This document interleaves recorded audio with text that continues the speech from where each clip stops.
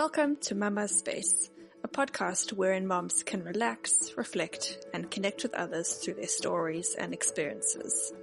Being a mom is a challenging, beautiful adventure that shouldn't be navigated alone. Join me as I connect with fellow moms about their journey into motherhood. We'll get down to the nitty-gritty and chat about the joy, the tears, the mess, and all the love that comes with being a parent.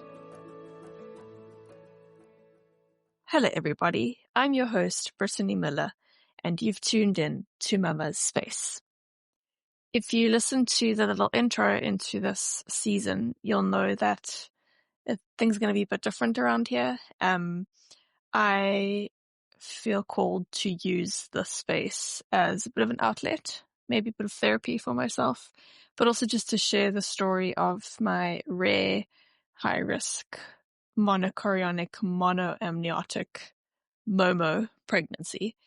There's been a lot for us to process, and I guess I kind of want to use this as a space to record and remember things, and also just to share the journey. It is a really rare pregnancy, and I know I felt very much in the dark that there's no one else there really navigating this. And so if perhaps you find this podcast and you're navigating something similar, I hope that you'll be able to find comfort in this.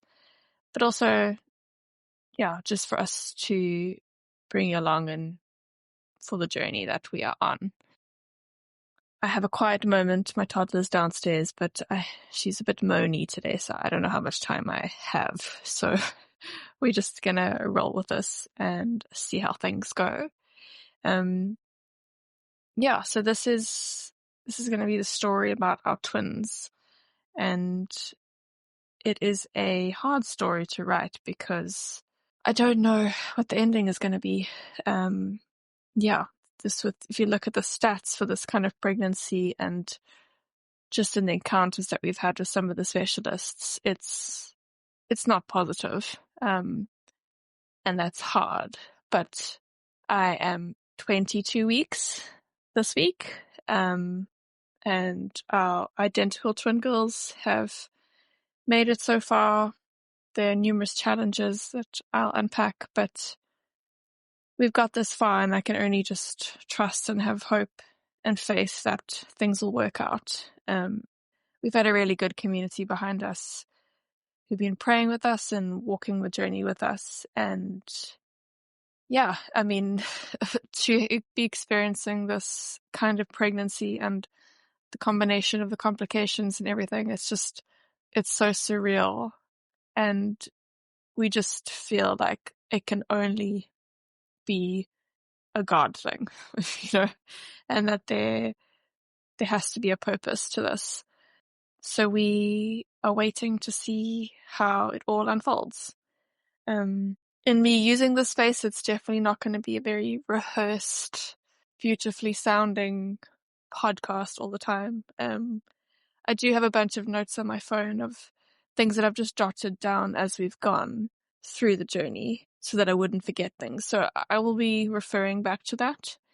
But it's, depending on the day and the hormones and the everything, I can't tell you how it's going to be. But if you want to be part of the journey, then this is the story of our twins. So just to dive straight in, this pregnancy has felt quite unique and special from the get-go, in that my husband's cousin had a prophetic dream about this pregnancy before we were even on the journey of thinking of baby number 2. She's had numerous dreams over the years of my sister-in-laws and I being pregnant at the same time, and it's been very special to see those dreams play out as we were in fact pregnant at the same time. And at this pregnancy, we were wanting to be full pregnant sometime last year, and in terms of like our ideal timing of having 2 kids. And she dreamt that my sister-in-law and I were going to be pregnant at the same time. She was already pregnant, so there was kind of like a finite window of time in which this could happen. So yeah, my husband and I were trying, and it was taking a while, and yeah, we were still just trusting that this dream was going to play out.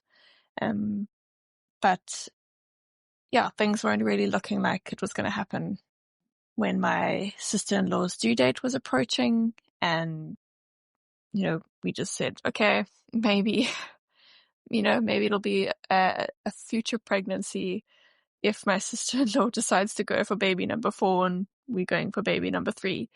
And yeah, it was hard because I think once you make the decision that you want another child, it's, you get excited and you're thinking of it and visualizing your future. And it was hard that it was taking a while, but we also had this dream that we were trusting in a sense.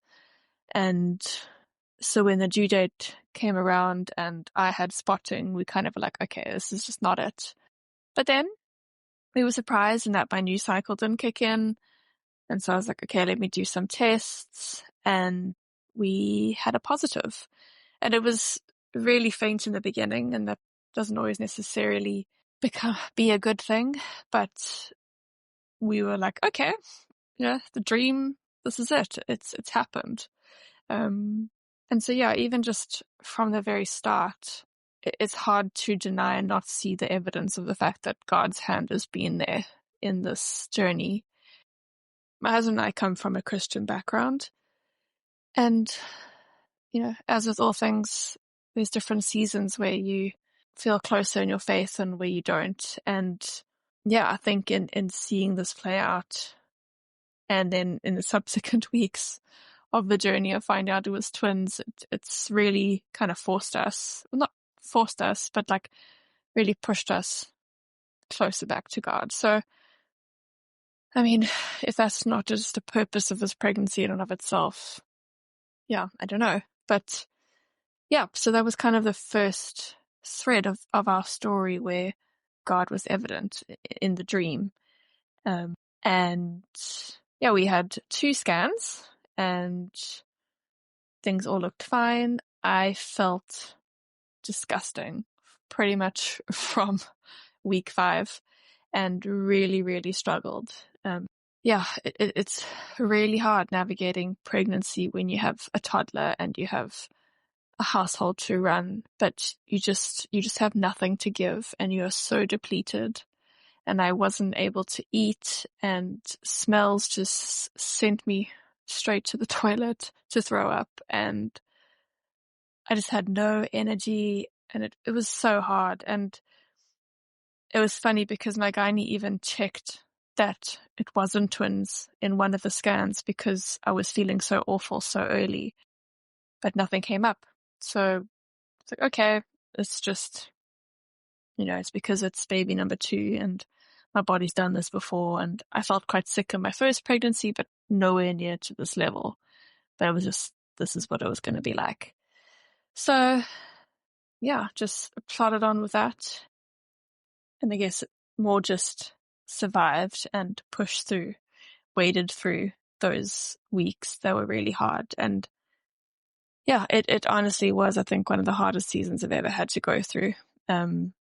Pregnancy is not for sissies. And yeah, and feeling so awful and thinking of kids and future kids and pregnancy, I was just quite terrified, and had to have a few conversations with my husband about like the fact that I don't think I can do this again. And we've had lots of debate over, do we have 2 kids or 3 kids? And we both come from a family of 3 kids. And yeah, it was just hard to feel like this is it. I can't do this. And my husband had started to mourn the idea of a full chaotic household of 3 because he could see how hard it was for me to just do pregnancy with 1 kid. And even if there wasn't a kid, to just survive that state. And yeah, so that was hard. But then the next kind of thread is just, finding out it was actually twins, at our 13-week scan. with one of the specialists at the fetal assessment center. And even just the way we found out it was twins was just such a troll and such a, I can't describe it, like such a God thing for my husband, in the sense that he loves to troll, the family loves to tease each other and joke around. And, we've had these 2 scans. I've been feeling awful. There's been this kind of process of mourning, in a sense, that like we're going to be a family of 4, because I can't fathom the idea of doing this again. And, then to be in the scan and everything's going well, but suddenly the radiographer giggles and she's like, "You having twins?" And it's like a shock for all of us. It's just like something from God being like, "There you go, Simon, you get your way. Surprise, it's twins. Britt, you can cope because this is essentially your last pregnancy, we hope. And you'll have your full, beautiful, chaotic family of 5. Yeah, so that was just something in and of itself and crazy to process. But then a bit more somber, in the sense that she asked if she could bring her colleague in the room to check something because she wasn't quite sure about a membrane. And we were like, okay, what's happening? We've just found out we're having twins. What's this about a membrane? And what does this mean? Because you've told us that like the blood tests and everything seemed okay. And so then when her colleague came in and said she suspected it was monoamniotic, monochorionic twins, and that it was a rare pregnancy, but she wasn't sure, so please come back in 2 weeks for a check. We were just like stunned, and there was so much to take in. And yeah, so we left that consultation not sure whether to laugh or cry, because twins, we definitely hadn't visualized twins. But now, what does this mean if it's this MoMo twin pregnancy? Like, what does all that mean? So we kind of went down the Google rabbit hole, and gosh, that was just terrifying. You look at the stats, you read the articles. There's not a lot of information out there about this type of pregnancy because it's so rare. And we were just like, okay, what does this mean? And yeah, we shared the news with our family, and everyone had known we were pregnant already, but now it was like, actually it's 2, not 1. And everyone was equally shocked and surprised as us. But it immediately felt very scary because we didn't know if this no membrane thing was actually in play, and what did this mean for the pregnancy and my survival and the baby's survival. It got hard really quickly, pretty much from the get-go. Yeah, but then God kind of continued to weave his way through our story. And a few days after, so we found out over a Christmas period, and I had done Christmas advent calendars for both my toddler and my husband, and had mixed chocolates in with like 1 or 2 jokes and Bible verses and stuff for my husband. And a day or 2 after we think I'd found out, the verse that I'd picked previously was something about like 2 is better than 1. And I think that the context of choosing it was around like marriage and partnership and doing things together. But just for like that to have been, and I'd put them in randomly as well with the dates, with like mix of chocolates and whatever, depending on whatever he was going to open. And just for that also to be a verse that comes up as we've just found out it's twins, like on week 13 of the pregnancy. Yeah, that was just something quite special. Yeah, and the weeks that followed were obviously quite hard as we were in limbo of waiting for confirmation of this pregnancy. And yeah, pretty much a few days after that 13-week scan, I also started spotting, and that was terrifying because it was like, okay, this is it. They're not going to make it. And yeah, it was scary, but I think in experiencing this, it was a bit like it was something for me from God, as like not a nudge, but just I was really upset about this and I didn't want to lose them. And yes, pregnancy had been shitty and hard and I really was struggling, but I didn't want to lose them. And the spotting was kind of like the awakening for me, in the sense of like, I want this, I, as scared as I am to have twins, and what does the rest of the pregnancy look like? Like, I don't want to lose them. And yeah, that was quite pivotal in and of itself. And both, yeah, so I had the sense that it was like, as unpleasant as it is, it was God like doing that in a sense to show me that I really actually wanted this. And Ruth, my husband's cousin, had that same sense. And yeah, so it was just like, okay, I went on medication for it, was terrified, but had a scan or two to check and things were okay. And then, yeah, at the 15-week mark, we went back for the scan at the assessment center. And yeah, that was really not a good experience for us. The specialist that we saw, we didn't have a good encounter with her. The stats she was throwing out of like 50% demise and hasn't seen this pregnancy a lot, because most people who get this diagnosis choose to terminate. And if this is too stressful for us and overwhelming, she can put us in touch with someone who can terminate the pregnancy. Or if we feel like too bad about that, we can also choose to clamp one of the twins to give the other twin a higher chance of survival. And yeah, gosh, we said to her, made it clear that like we didn't want any of those kind of interventions. And yeah, I guess in her words, we were just gonna wait and see and let nature take its course. And we left that consultation and just sobbed in the car. And it was just so hard to hear that. And then to further complicate it, she'd also, part of her explanation when she was scanning them, the one twin is tracking smaller than the other, which is common in twin pregnancies, but there was absent flow, which is very complicated to explain, but it just means it's tricky to track her, how she's doing, and means that blood flow and supply and stuff is harder for her to get nutrients and those kind of things. So the assumption is that she would kind of continue on this trajectory of not thriving. And yeah, so we were terrified.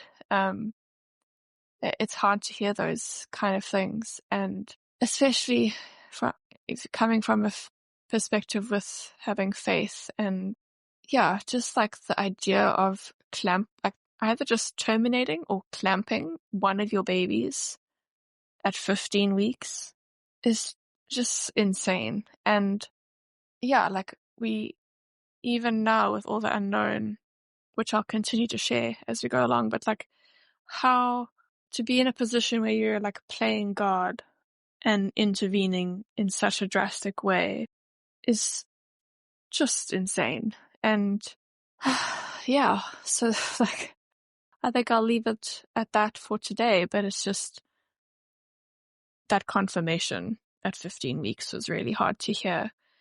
And then grappling with the idea of like, what do we do? How does this look? Because you're essentially looking at stats and you have so little to go on. And there's not a lot of information out there, and the specialists don't even know. Yeah, it's a lot. But just in kind of reflecting back a bit and sharing a bit about how God has been weaving his way through the story, the girls are still here with us. And we just have to continue to have faith, because I don't really know what else you would do in this kind of situation. you've walked such a journey so already, and yeah, I mean, to make a decision just to end it just feels impossible. But yeah, so I'll leave it at that for today. My toddler is at the end of her tether, a lot of feelings, so I need to go be mom and suck up the preggy pain and all the aches and pains. But I will continue to share more soon. Yeah, there's from the point of finding out and getting the confirmation that it was this MoMo twin pregnancy, there've been a lot of things that have happened, which I'm keen to share with you. Yeah, but I think obviously that 15-week scan was quite a dark place for us. And yeah, it's been a journey to kind of move out of it and see the light. But what Ruth continues to tell us is just to put one foot in front of the other. And yeah, my aunt has also really been involved in the people praying for us. And her sense after that 15-week scan was that God will have the final say. And that, coupled with just putting one foot in front of the other, that's what we continue to do. I am happy to answer any questions you might have, so just get in touch with me. But yeah, thanks for listening to this, and I hope that you'll stick around to hear more of the story in the weeks that come.